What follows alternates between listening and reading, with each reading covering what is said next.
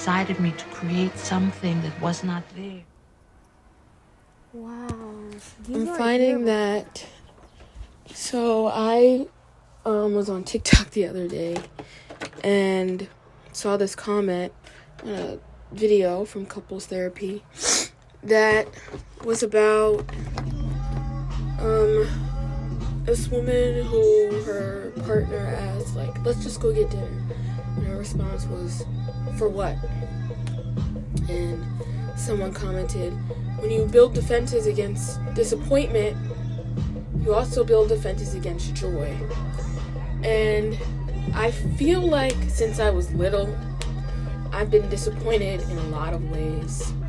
And I am in this part of my life where I'm really trying to discern between these like habitual reactions that I have versus my true and innate wants and desires, but also versus my internalized shame.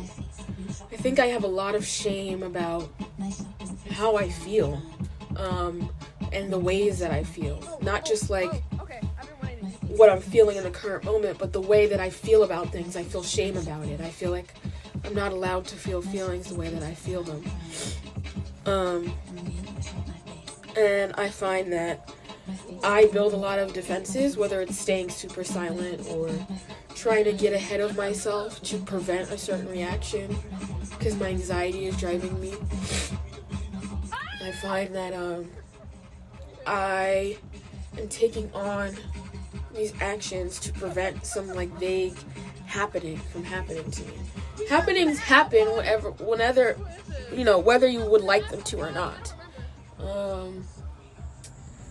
Happenings happen. I can't prevent them by choosing to not react or choosing to overreact. And I've been battling, I have said this so many times to myself and to people around me, it feels so exhausting, but I'm truly like, this year I feel like I've been trying to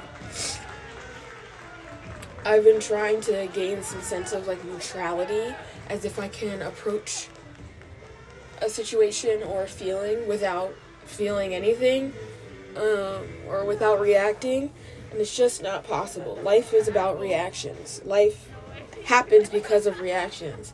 I live where I live because I reacted poorly to where I lived before. I have my certain job because I reacted well in the interview, whatever it may be.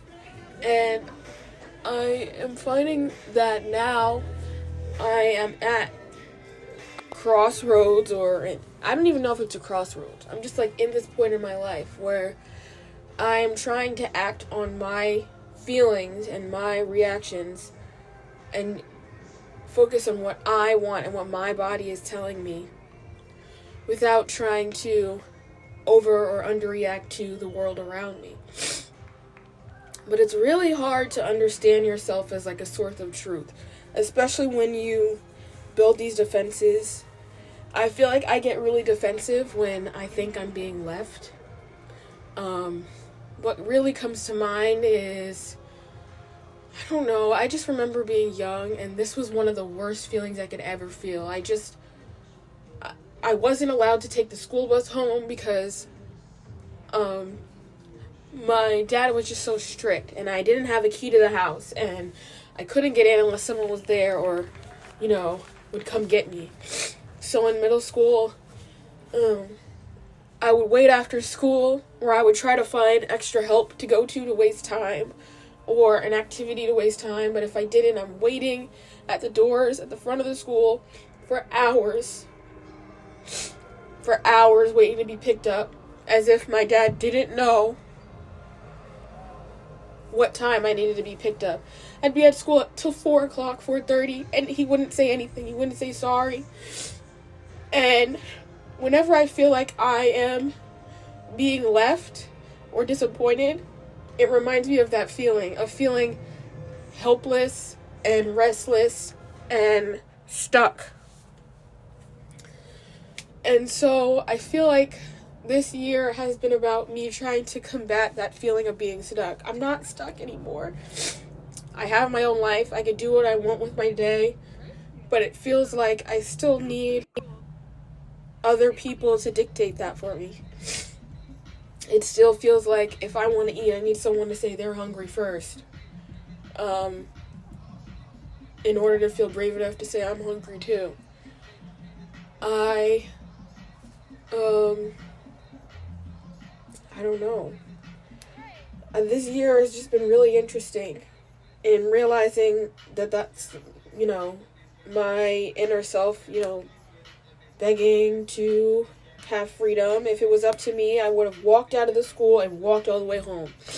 Or I would have taken the bus home and waited outside my house. And it feels like now I'm trying to combat that version of myself that feels trapped. But it's really difficult. And it's even more difficult to not put this on someone else. I feel like the easy route would be for me to make this someone else's fault or problem. I think obviously there are things in my life that trigger me.